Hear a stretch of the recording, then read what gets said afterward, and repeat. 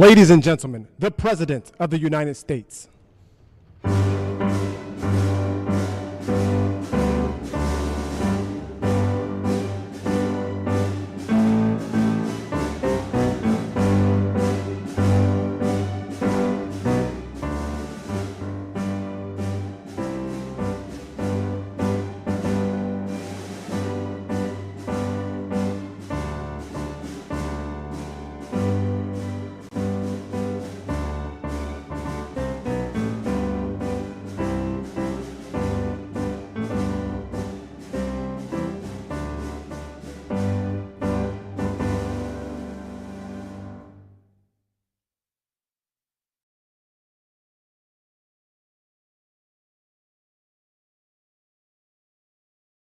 We've had some exciting days in the last week, I would say, mostly good. Some of the things you're reading about in Los Angeles, thank goodness we sent out some wonderful National Guard. They've really helped, and a lot of problems they were having out there. They were afraid to do anything, and we sent out the troops, and they've done a fantastic job. So I want to thank them very much. I also want to thank you for being here as we discuss one of the most exciting parts of the One Big Beautiful Bill. It is indeed a big, beautiful bill, and it's doing very well. The Trump Accounts, as they call it, pilot program, which will make it possible for countless American children to have a strong start in life at no cost to the American taxpayer, absolutely no cost. It's going to have a huge impact. I want to thank House Speaker Mike Johnson for number one, being a great speaker, and number two, perhaps slightly less important, for being here today. Thank you, Mike. Along with Chairman Jason Smith, who's fantastic, and Representatives French Hill, August Pfluger, Blake Moore, Rob Bresnahan, and Frank Lucas. Thank you all, fellas. Thank you very much. We appreciate it very much. Thanks as well to many top business leaders from Invest America, CEO, Council. It's been a wonderful council. They've come up with some fantastic ideas. We're putting them into use. They're really the greatest business minds we have today. These men and women lead large, successful companies, and they're committed to contributing millions of dollars to the Trump account. And it's really, it's going to be something incredible for children and for their employees in many cases. Here's how the accounts work. For every U.S. citizen born after December 31st, 2024, before January 1st, 2029, the federal government will make a one-time contribution of $1,000 into a tax-deferred account that will track the overall stock market. In other words, it'll be pegged to an index that we'll pick. Right, Michael? We'll pick it. We'll pick a good one. Maybe you should be the index. I'd like to have that. These kids would be very wealthy if that were the case. That would be a good idea. I think we might do that, Michael Dell. These accounts will be private property controlled by the child's guardians, and in many cases, those guardians will be the parents. We think probably the parents will be the guardians. They'll be open for additional private contributions each year from family, friends, parents, employers, churches, private foundations, and more. This is a pro-family initiative that will help millions of Americans harness the strength of our economy to lift up the next generation, and they'll really be getting a big jump on life, especially if we get a little bit lucky with some of the numbers and the economies into the future. In addition to the substantial financial benefits of investing early in life, extensive research shows that children with savings accounts are more likely to graduate high school and college, buy a home, start a business, and are less likely to be incarcerated.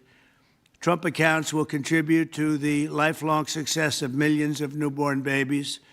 They are fully, and this will be very interesting, I think, for everybody to hear, they are fully funded through targeted reforms in the One Big Beautiful Bill, like the $1.7 trillion in mandatory savings, welfare reforms to stop waste and fraud, a 3.5% remittance tax, and more. And it's just a part of that. The One Big Beautiful Bill is among the most important pieces of legislation in our country's history. I don't think there's ever been anything bigger. And I think it's going to go down as certainly one of the most important things we'll ever have done. in addition to the largest tax cuts in the history of our country, including the most powerful border security measures ever. It delivers major economic relief to the American workers' families. And there are so many things. Rebuilding our military, we built it just 8 years ago. We started and did a great job, but now we have to rebuild it again, plus technology change. All of a sudden, it's about drone. You know, we have a new form of warfare. It's drone warfare. So a lot of things change. We did a great job with the military, but now we're going to have to do some little tweaks, to put it mildly. And we'll be doing that, and we have it all nicely funded. I look forward to signing this into law. It's really something that we're having such an opportunity. And I have to say, he's here with us. He's a person that I've admired for a long time. You take a look at what he's done and followed his record. And it's Dell chairman, Michael Dell. He's done such an incredible job. It's, as a business person, I study business people, and that's a perfect one to study. It should be almost mandatory reading. So I want to congratulate you on that, and thank you for the idea, because you're the first one that really brought this to my attention. I know that you and your friends have been talking about it for a long time, but other presidents didn't get it done, Michael, right? So we got it done. Congratulations. Thank you very much. Sure. I want to also give some recognition to my friend Brad Gerstner, who helped get us all organized and That's right. And actually thank you very much. Good, Brad. Spearheaded this. Good. And also we have with us a very powerful man in the world of business, CEO David Solomon of Goldman Sachs. David, thank you very much. Thank you for having me Long-time here friend. today. Thank you. Thank you very much. Uber CEO Dara Khosrowshahi. Where is Khosrowshahi? Right here. Where? Thank you very much. That's a hell of a name, but you've done a hell of a job, so that's appropriate. And also, again, Chairman Smith for doing such a job. Nobody knows taxes better than Chairman Smith. When we have a problem, Mike, we go to see Chairman Smith, right? So I want to thank you very much, Dara and Chairman Smith. I appreciate it. So I'd like to begin by asking Speaker Johnson to say a few words, and I think then we're going to go to Michael Dell, David Solomon, we're going to go to Dara, and then to Chairman Smith. Thank you very much. Mr. President, thank you so much for your bold, visionary leadership. It is the key to all of this great success that we are achieving. And the One Big Beautiful Bill, it is not an overstatement to say it will be one of the most consequential pieces of legislation in the history of Congress. There's a lot in here. And by extension, or I would say it is an extension of the figure who I believe will be the most consequential president of the modern era, if not all American history, and that's the gentleman sitting to my left. So I want to thank you for that. Thank you very much. That's a beautiful statement. Huh? Well, I like him too. Yeah. Thank you. It's a statement of objective fact, and every working American understands, I think, the principle behind this concept that we're discussing today. If you have a 401k, you understand the power of investing early for the future. Trump accounts take that same principle, and they apply it from the very beginning of Americans' lives. It's a pretty simple concept. The families that opt in will receive a one-time payment of $1,000 to a Trump account that parents can contribute to. It's a bold, transformative policy that gives every eligible American child a financial head start from day one. Republicans are proud to be the party, we always have been, that supports life and families and prosperity and opportunity. And Trump accounts are all about setting up the next generation for success. For future Americans, this early investment could really be the game changer. It could be a difference. It could pave the way for paying their way through college or buying their first home or starting a business, even when they're young.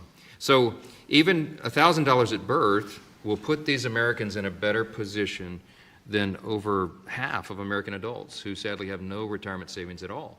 So this would be a remedy to that great problem. And it will encourage the free market. It will encourage investment and understanding of capitalism. All these things that we want to foster among the American people so that the economy and individual lives can flourish. Of course, none of this happens unless we pass our One Big Beautiful Bill through Congress. And we have at stake the largest tax increase in American history if we fail to deliver. And we will not have this rocket fuel to the U.S. economy, and that's why this is so very important. Passing this pro-growth legislation will help every single American From Trump accounts, this is one of the components of it, to eliminating taxes on tips and overtime, to reducing red tape on Main Street. And the one big beautiful bill is going to drive prosperity. It's going to create jobs across the country. It will make all boats rise. Wages will go up. Job participation levels will go up. We'll have more opportunity, more economic opportunity for more people. So you can climb up that ladder to the next step. The typical family with 2 children is going to see their take-home pay increase by up to $13,300 a year. That's real money to real people. This legislation is geared for hardworking Americans, and it is going to help everybody. And we are excited to deliver it. It can't happen soon enough. We are very close now to that finish line. After about 14 months worth of work that's gone into this, we're excited that we're almost there. Mr. President, thanks again for your leadership, to all the great leaders around this table for all that they invest to our economy and our country and its government. And I will, as we say in the House, I'll yield back. Thank you very much, Mike. I appreciate it. And again, for a great job. Thank you very much. Michael, please. Thank you so much, Mr. President. I believe this is an incredible moment for all of us here today, and it's wonderful to be with some of the leaders of the most successful companies in the world as we come together to invest in the future of our country. We see the Invest America Act and the establishment of these Trump accounts as a simple yet powerful way to transform lives.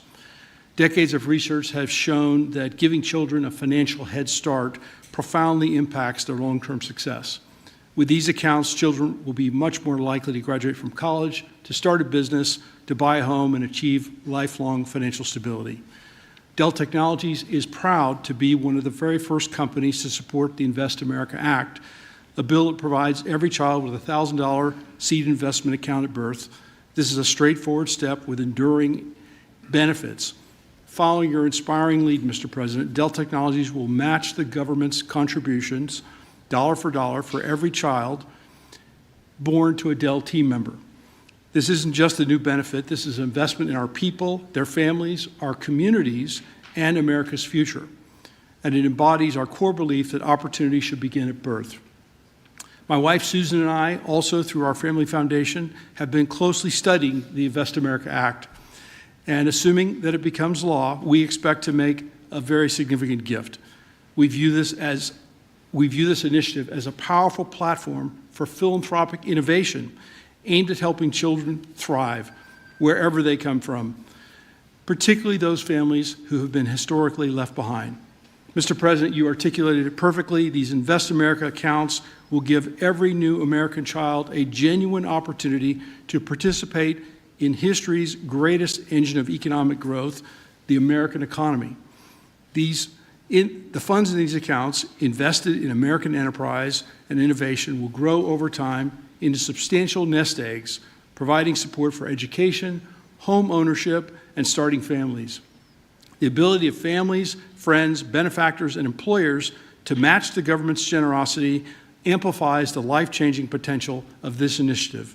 Thank you, Mr. President, for your visionary leadership on this critical issue. These Invest America accounts will profoundly impact countless young Americans, ensuring they truly benefit from what Abraham Lincoln described as the right of every American, the right to rise. Thank you. Thank you very much, Michael. And we really have come a long way since you came to see me about 6 months ago with your beautiful wife. We had a nice talk. I said, that sounds pretty good. Let's think about that. And it's everybody I've spoken to about it, they can't even believe it. And because of great politicians and political leaders like we have, I think this is going to go quickly, very well and very quickly. So I appreciate it. Thank you very much. David Solomon, please. Thank you, Mr. President. I'm thrilled to be here with everyone and excited to participate in this important and timely discussion. I'd also like to acknowledge the efforts of so many in Congress on this very significant issue, and in particular the members here, and particularly the leadership of Senator Cruz and Representative Moore, who have played a big role in helping drive this forward. We also wouldn't be here today without the leadership of Brad Gerstner and Michael Dell in really having the vision, the energy, the passion, the commitment to help move this forward. So thank you both. There are many reasons why the United States has the largest and most dynamic and most innovative economy in the world. But one of the most important is the fact that our system of democratic capitalism incentivizes a culture that does not penalize people for taking risks. In fact, it incentivizes people to have a vision to go out and attract funding that's necessary to make their vision a reality. It is no mistake that many of the most important and innovative companies in the world today started in a parent's garage or on a college campus or in any one of a number of unlikely places in the United States. One of my worries is that our current and future generations of young people don't fully appreciate and aren't as educated as well as they can be on markets and capitalism. And while capitalism is not perfect, it helps fuel the American dream. This initiative gets at the core of binding those future generations to the benefits and the potential of America's great companies and markets. Early childhood investments have far-reaching benefits, and Goldman Sachs is proud to support this initiative. This is an exciting opportunity for public-private partnership and for both communities and companies to invest in young people, the future of America. Once we see the Invest in America Act signed into law, Goldman Sachs would be excited to further support this Invest in America initiative. We believe passionately in our capital markets. They're an enormous competitive strength for the United States, and we know that our economy's future vitality is dependent on young people understanding the power of investing for the long term and sharing in the benefits of ideas that bring value to the lives of people around the world. Thank you, Mr. President, for helping drive this forward, and I look forward to continued partnership on this effort. Thank you very much, David. Dara, please. Thank you. Good afternoon, everyone. Thank you, Mr. President, for hosting us here today. It's an incredible honor to be here in a place that symbolizes the very opportunity that has defined my life. Thank you, Brad. Thank you, Michael, for your vision. We all strive to build something that lasts, and the Invest in America Act is a legacy that is going to last for generations. President Trump, thank you for your leadership. Your support is going to turn this powerful idea into a powerful reality for millions of young Americans. Now, I was 9 years old when I came to this country. My family arrived in America having fled the Iranian Revolution. We had lost everything that we had built. But we gained something far more valuable here. We gained a chance to rebuild again. We had a close-knit family. We had access to world-class education. And we had the one thing that fuels every American dream, and that's hope. So what if we could bottle up that hope? What if we could give that same power of hope, real, tangible hope, that comes from having a stake in your own future and a stake in the best companies in the world, to every single child that's born in this country? That's the promise of the Invest America Act. It's not just an account, it's a launch pad. It puts the unstoppable engine of compounding to work for our kids, building a future for them from day one. This mission is personal to me, and it's core to us at Uber. Every day we see people using our platform to create opportunities for themselves, to save for a home, to pay for tuition, to build their own American dream one trip at a time. And that's why Uber is so proud to support this bill, which also includes benefits for millions of Uber drivers and couriers in the form of no tax on tips. Mr. President, our earners are grateful for your support. Thank you very much. Right? What a great job. You know, when you think we're doing a lot of work on Iran right now, and Yes. I see that what you just said, you came here and Absolutely. they took it all away from you, and you started, and you've become one of the biggest anywhere in the world. What a great story that is. Thank you very much, Mr. President. Congratulations. And we wish you Amazing. all the success there. Thank you very much. We'll need it. We're going to need it for that. That's it. They're tough negotiators. They're great negotiators. Yes. Among the best. Look at Yes. you. Thank you very much. Thank you. Appreciate it, Dara. Jason, please. Thank you, Mr. President. I want to first start off by thanking you for your leadership, your vision, your commitment to workers and families throughout this country. The One Big Beautiful Bill would not have been possible without you.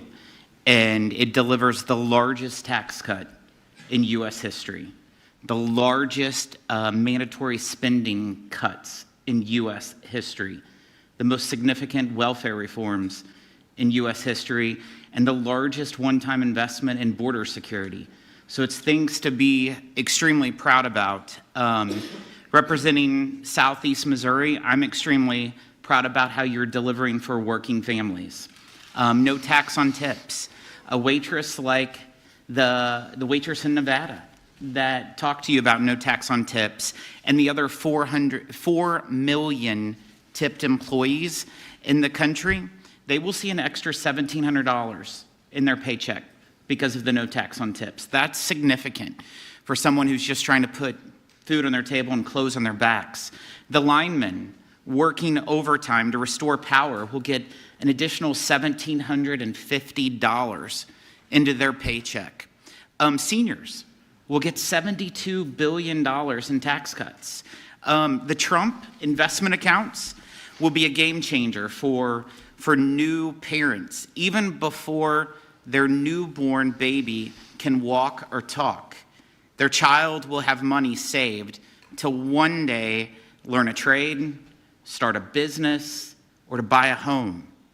Every child born under this policy will have a better shot at a future. It does not matter if they live on a city block or on a county road. This will make a significant difference to their lives, and it's because of your leadership, Mr. President, and we say thank you. Well, thank you very much, Jason, and hopefully we're going to get that through, and we have a certain date picked out, an ideal date. If it takes a little longer, that's okay, but ideally we're going to get by a certain date. And again, I think it's one of the most important pieces of legislation we've ever had before us and that the country's ever had. I'd like to ask, if I might, Brad Gerstner, one of the most successful people in our country. I'm a friend of Michael very much, and Michael has great respect. And if you don't mind, Brad, I'd like to say a few words, please. Thank you. Well, first, it's a great honor and privilege to be here. We wouldn't be here without your leadership. And for me personally, to be here with my son, Lincoln Gerstner, happens to be named after the gentleman over your right shoulder. Where's Lincoln? Well, he's good looking. He's much better looking than you. What happened? Hey, we all want our kids to be better than ourselves. But it was around our small kitchen table that this idea was really born. I started off like Jason Smith in a small rural town in Indiana. My dad had lost everything in 1978 trying to start an auto parts company, and the Japanese were tearing apart our auto industry. We had double-digit interest rates and inflation. Our family mortgaged the house to keep the company going and ultimately lost everything. So I know a little something about starting with nothing. And I know what it felt like that first time you had a little skin in the game, where you thought you had a shot. You went from nothing to something. And like Dara said, that is the great story of America. The promise that there's mobility, the promise we can move up that ladder. But today, we've moved to a society of dependency, right? I saw somebody answer the White House's tweet on this today by saying the answer to socialism is more capitalism. This is more capitalism. Yeah. This is aligning every child in America with the upside of free markets and the benefits. And that is your Main Street agenda, Mr. President. No tax on tips, that doesn't help rich folks. That helps the people who feel left out and left behind. No tax on overtime, no tax or deduction on Social Security, and the Trump accounts, right, that everybody in this room are here and we've been working so hard on, but would never come to fruition without your leadership. Those will change the game forever. It makes America an ownership society again, because all of those kids will see the benefit of compounding. If you start with $1,000 and $750 is added a year by parents, grandparents, by churches, by the companies in this room who will all contribute to the accounts of the kids of their employees, by the great philanthropists in America. I think $750 is a low estimate per year. I think so. But if you do that, by age 18, Mr. President, these are worth $50,000. By age 30, they're worth $175,000. And if you do it every year of your life, at age 50, they're worth $1 million. You are giving the shot for every American to feel like they're in the game again, part of America with that economic mobility, that dream that led Michael Dell to start Dell Computer in his dorm room, Dara to feel like he had a shot after coming here from Iran, and a couple poor kids from Missouri and Indiana to make it to where we are today. So thank you for your leadership. This would not happen without the reconciliation bill and the work of the many in this room, but spearheaded by the Speaker and Jason Smith, the big, beautiful bill. This is the vehicle to get the Invest America Act passed. So thank you, sir. Thank you very much, Brett. Great job. And nobody knew I was going to call you. He might have done the best job of the group. You've got to think about that, Mike. Good recommendation, Michael. Does anybody have any questions? I think it's something that's really got to be talked about because it's somewhat of a miracle that we're close to pulling it off. Please. What's the latest estimate on when you think the big, beautiful bill will pass? We put Independence Day as a self-imposed deadline, and we certainly hope, I believe, we can still meet that. It's up to the Senate. The bill's in the Senate's hands now, but spoke with Leader Thune as recently as last night. He's feeling very optimistic. You see the Senate going through the same deliberations we went through in the House, except we had 14 months to do it. They've got a truncated time period to get that done, but as you all know, I've encouraged my dear friends and colleagues over there, don't modify it too much because we've got a very delicate balance that we reached, and it took us a long time to get there, and we don't want to upset that balance too much. So they're putting their fingerprints on it. I hope it'll be a light touch, and they'll send it back, and we'll get this thing done and get it to the President's desk. And really, we have tremendous spirit. I've never seen anything like it. There's just an unbelievable. We'll always have a couple of people. I don't want to use the word grandstanders. I'd never use such a word, but you'll always have that a little bit. But maybe you won't even have that. Who knows? There's tremendous spirit for this bill. I think like we haven't seen very much, Jason, right? We haven't seen too much. So I think it's going to go pretty quickly. With Prime Minister Netanyahu, you just mentioned Iran. Did you discuss Iran? Very Did you well. discuss We discussed a lot of the things. Gaza war? Yeah, we discussed a lot of things, and it went very well, very smooth. We'll see what happens. You know, we're trying to do something with a country we just spoke about, Iran. I think you should negotiate this. You might be better. I think I'm going to send you today. What a good idea. This could have been the idea of the day. We'll have Dara get up and negotiate. They are good negotiators, but they're tough. Sometimes they can be too tough. That's the problem. So we're trying to make a deal so that there's no destruction and death. And we've told them that, and I've told them that, and I hope that's the way it works out. But it might not work out that way. We'll soon find out. Yeah, please. In 2020, when you were talking about unrest in American cities, you said, quote, "We have to go by the laws. We can't call in the National Guard unless we're requested by a governor." What changed now? Why is this situation different to not consult with Governor Newsom about this? Well, the biggest change from that statement is we have an incompetent governor. So I talked about governors, but I didn't talk about he's an incompetent governor. Look at the job he's doing in California. He's destroying one of our great states. And if I didn't get involved, if we didn't bring the Guard in, and we would bring more in if we needed it, because we have to make sure there's going to be law and order. You had a disaster happening. And they now admit it was a disaster. I watched the chief yesterday, who's a good man, by the way, and he said, "Wow, we're lucky we did this because they were overwhelmed. You saw what was happening." So we did the right thing. Everybody agrees to that. But you have a governor who let the city burn down, didn't want water to be sent down to him. I sent billions of gallons of water. I wanted to do it in the first term. He wouldn't do it over. I don't know. They have environmental reasons, but there were no environmental reasons. I think it's just a political philosophy. But it's lucky for the people in Los Angeles and in California that we did what we did. We got it just in time. It's still simmering a little bit, but not very much. Yeah, please. Have you gotten... A crime has he committed?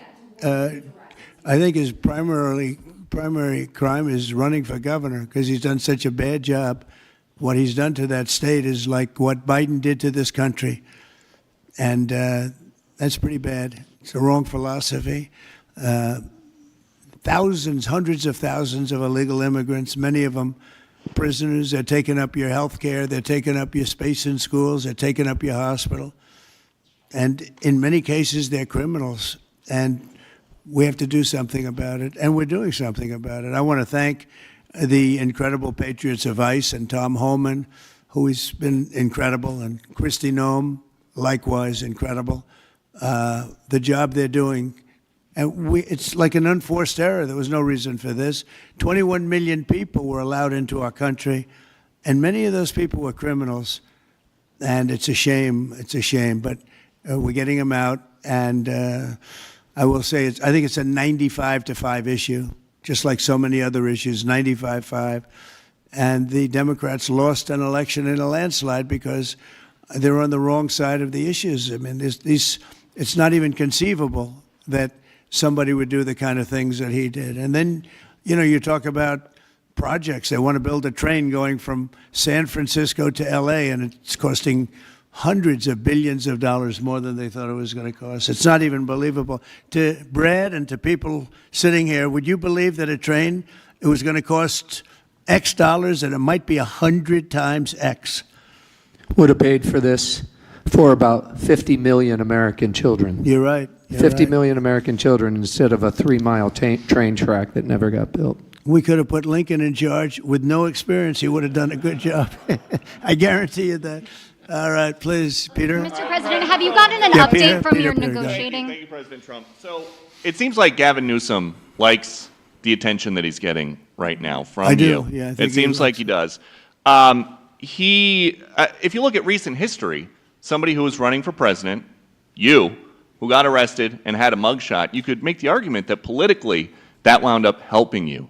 Are you worried at all at this moment that talking about him getting arrested could be helpful to his political prospects? Because a lot of people think he wants to be sitting right where you are. Well, in my case, it was a witch hunt, and everybody knew it. And I was able to explain that during the process. Otherwise, I wouldn't be sitting here right now. And it was a total witch hunt. It's proven to be a witch hunt, and you see what's happened. In his case, it really is very obvious. You look at what's happened between the fires, I could name 10 things right now. We talk about the trains. We talk about all of the costs in California. You talk about all of the people that are flowing in, destroying life for everyone else.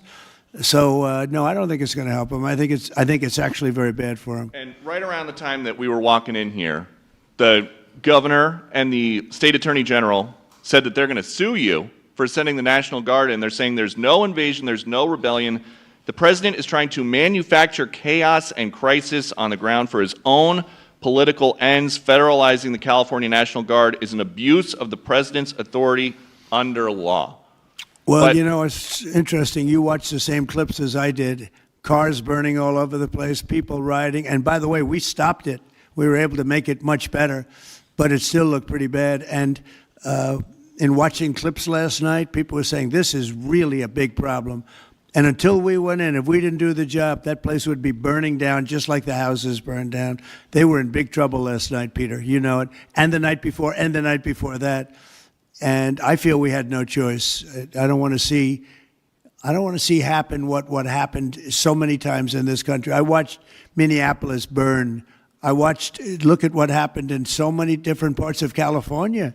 You take a look at what happened in San Diego. There's so many different places where we let it burn. We wanted to be politically correct. We wanted to be nice. We wanted to be nice to the criminal. And what you're doing is destroying the fabric of our life in this country. No, we did the right thing. We've been given credit by people that I would least suspect. Why I would say that some of the people that came in and said, thank goodness, they said, some of them, thank God that Trump got involved. And I'm very happy I got involved. And I think Gavin, in his own way, is probably happy I got involved. Yeah, go ahead, Peter. What do you make of the fact that he says, you want a civil war on the streets of America? No, that's just the opposite. I don't want a civil war. Civil war would happen if you left it to people like him. And I liked him. I always got along with him. Never had a problem with him. But he's grossly incompetent. Okay. In London. Have you gotten an update from your team in London negotiating? What? Louder. Have you gotten an update from your team in London negotiating the China trade talks? We are doing well with China. China's not easy, just like your home country is not easy, Dara. I think we're doing very well. They're over there now. I'm only getting good reports. It's a little early, but they'll be calling in soon. In fact, probably when I get back, I'll have my first call from them. We want to open up China.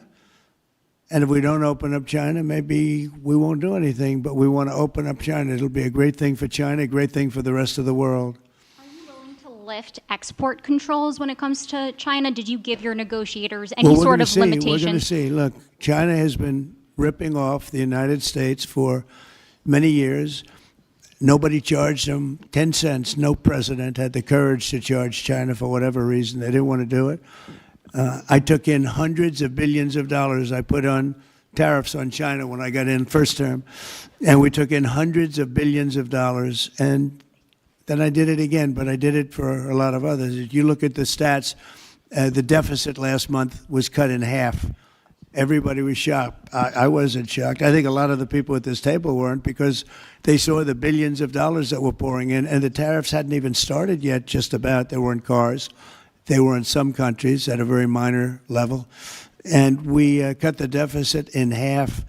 And it was a big story a couple of days ago. They said, I don't believe, one of the announcers on a business network went wild, said, I can't believe these numbers. Those numbers are good. The numbers are going to be very good. I think we're going to have a great 4 years. You know, we had the greatest economy in history during my 4 years. I think this one's going to blow it away. Yeah. Please. Go ahead, do you have a message for Greta Thunberg, and did she come up on your call with the Prime Minister today? Well, she's a strange person. She's a young, angry person. I don't know if it's real anger. It's hard to believe, actually, but I saw what happened. She's certainly different. Anger management. I think she has to go to an anger management class.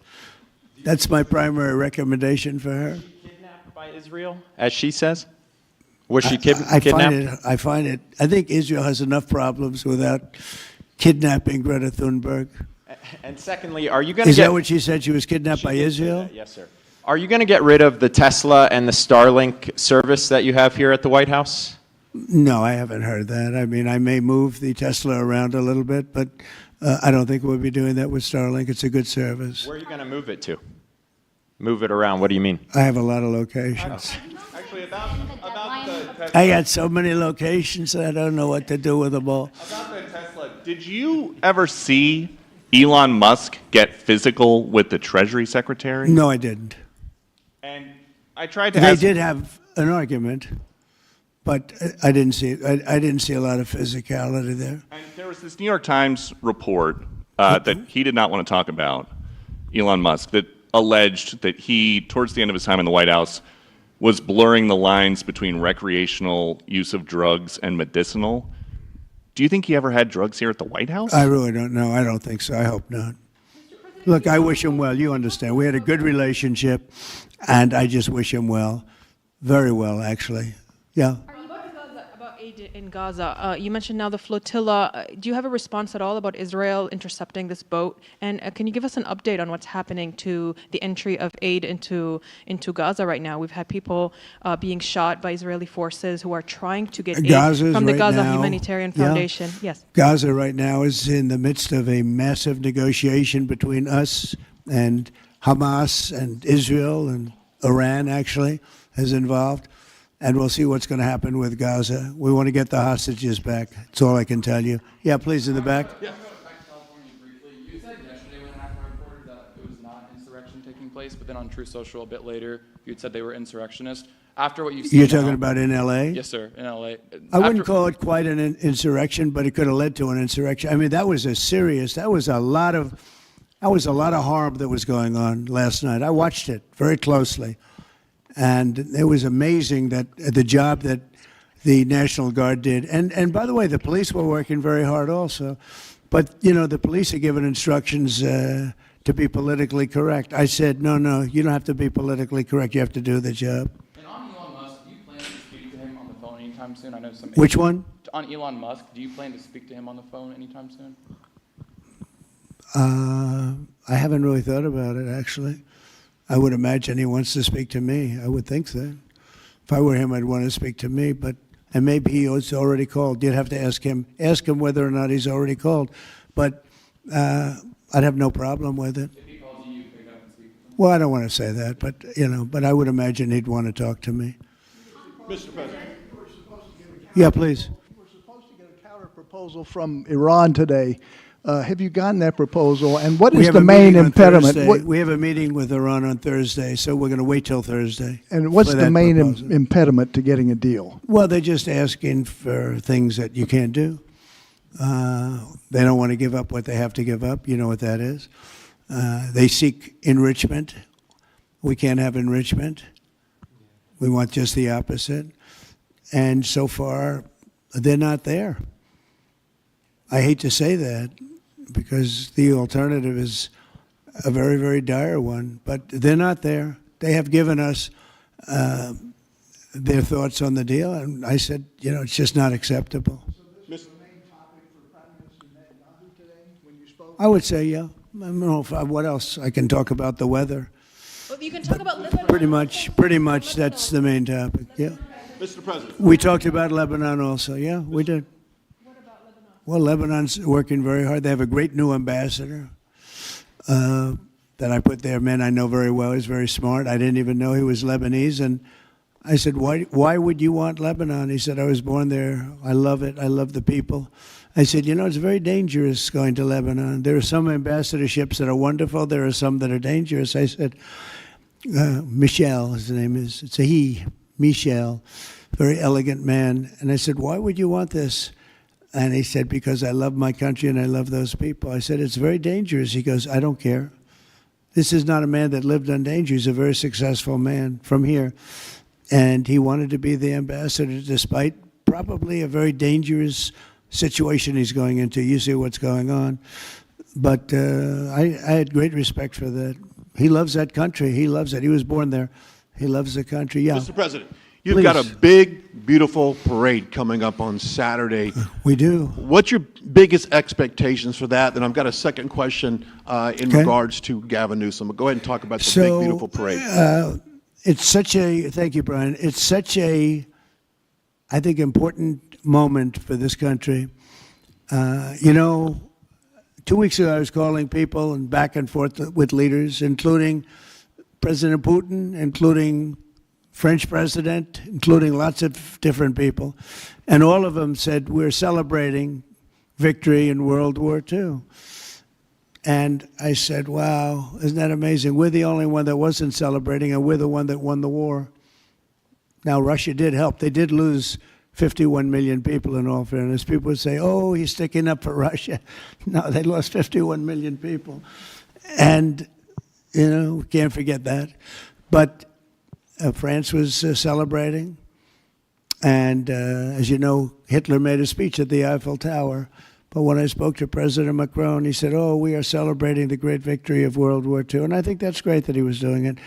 But we're the one that won it, and we weren't celebrating. I said to myself, you know, isn't that crazy? And I think it's time for us to celebrate a little bit.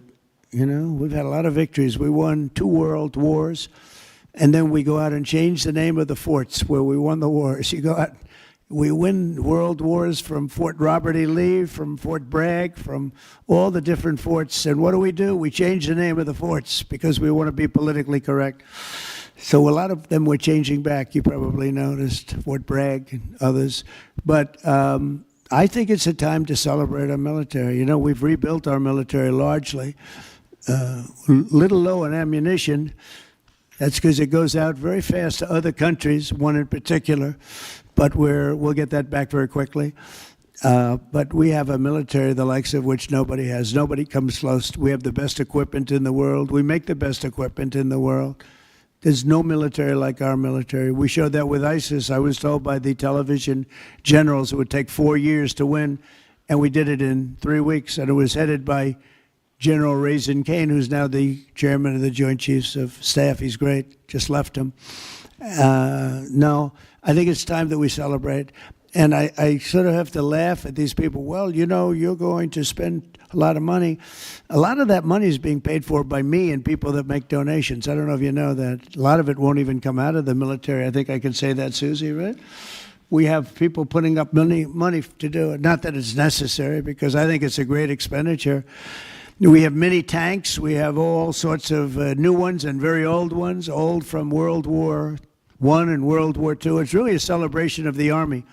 So the Army is a year older than the country.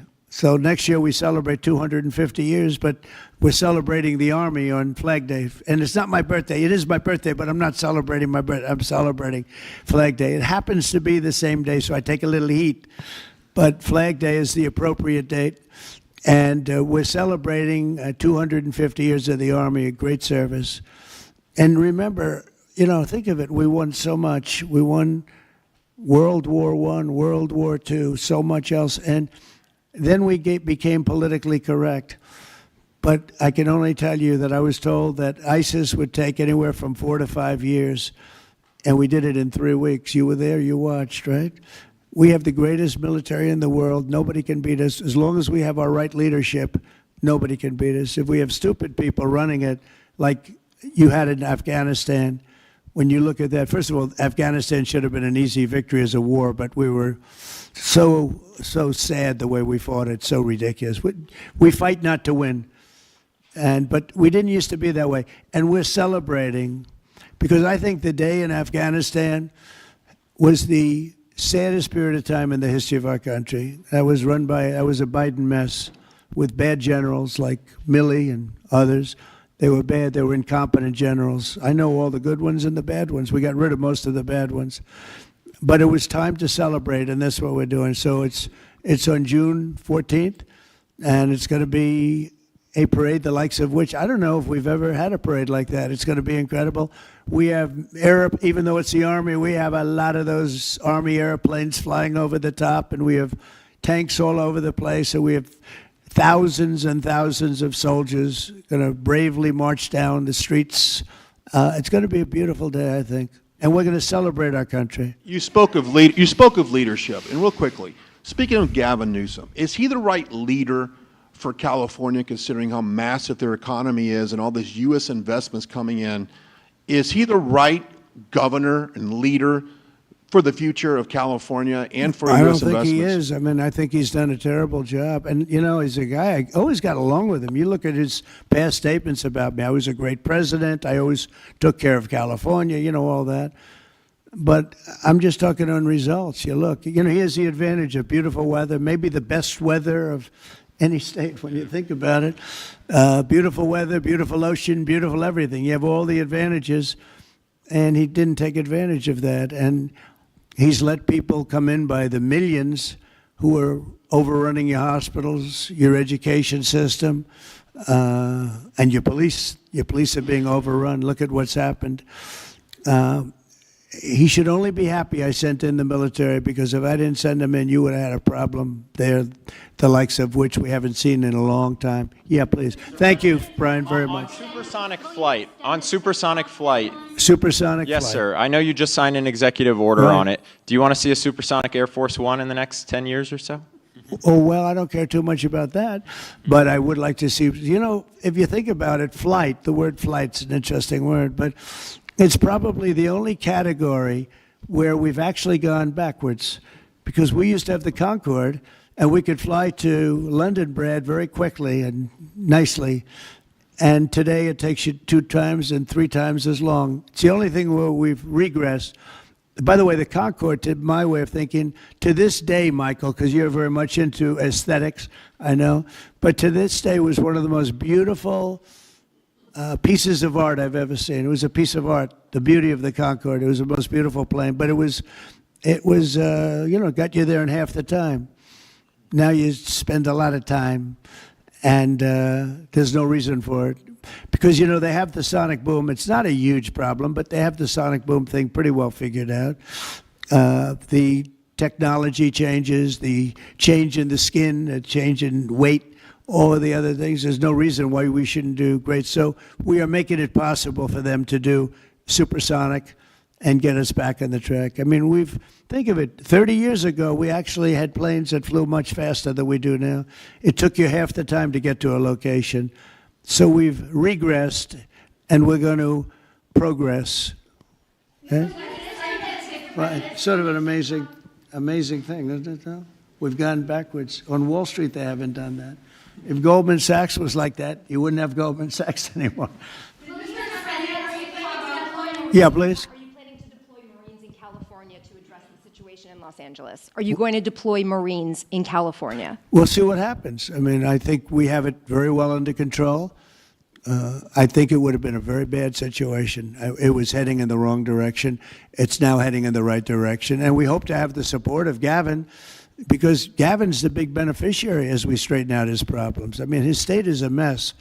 And I'd like to get somebody involved in the rail because, look, personally, it should have never been built because you can fly there for $2, and what are you doing? They're doing that. You could drive. You could do lots of different things. You know, if they did a study, if you gave every passenger the finest limousine service in the history of our world, the most expensive chauffeur-driven, white-glove limousine service back and forth, we would have saved billions of dollars as opposed to building this monstrosity that's going up. And I've never seen anything. You know, I've seen cost overruns. I'm a person, I've always done well on cost overruns. I don't have them. But I will tell you, I have never seen cost overruns. You see them where they're 20% more, 50%, 100% more. These are thousands of percent. Nobody even knows. They have no idea. And it was supposed to be from San Francisco to Los Angeles. Well, they just made it way outside of Los Angeles, where it's stopping in the middle of, I don't want to say nowhere, because I happen to like one of those little cities very much, but it's way short of the destination. And our government is saying, you know, why are we involved in this thing? It's been handled so badly before him, but he really blew it. So, you know, all right, one more question. Were had there and the purpose of that retreat, your time at Camp David? On a what? Your time at Camp David. Can you speak to what discussions were had there and the purpose of that retreat? Well, I don't want to speak to discussions. I mean, I told you what we were there for a little bit. We had discussions on many topics. We had a group of people, large group of people, including generals and admirals and lots of others. And all I can say is our country's in great shape. We're in great shape economically. The bill that Mike and Jason and all the people are working on is going to be, I think, amazing. I think it's going to be one of the most important pieces of legislation we've ever had in this country. It's going to do things that you wouldn't believe. And we're going to, you know, I have a very simple phrase. We ran an election on very simple words: make America great again. That's what we're doing. We're making it great. We're making it safe. We're making it beautiful. And we're making it very wealthy again. You know, wealth is okay. You need wealth to take care of lots of other people. We have to make our country better. It has to heal from 4 years of abuse. Our country was abused badly by a very incompetent person and a group of people that weren't incompetent, but they were radical left lunatics. And they ran the country with an auto pen. And I hope that law enforcement's looking at that very seriously. That's like a takeover of our country in a certain way, because this guy had no idea what he was doing. You saw that during the debate. You saw that in other cases. I mean, he had no idea. I saw it years ago. By the way, 40 years ago, he had no. He was bad 40 years ago. We're not just talking about. And they always like to say age, but it's not age. I know people 88, 89, 92. Bernie Marcus, who just passed away, was 95. I spoke to him a year before. He was 100%. It's not age. It's something else. But whatever it is, you can't have that in this country. The damage he's done to this country is unbelievable. But the good news is we've got much of it fixed already, and the rest of it will happen. Thank you all very much. Thank you.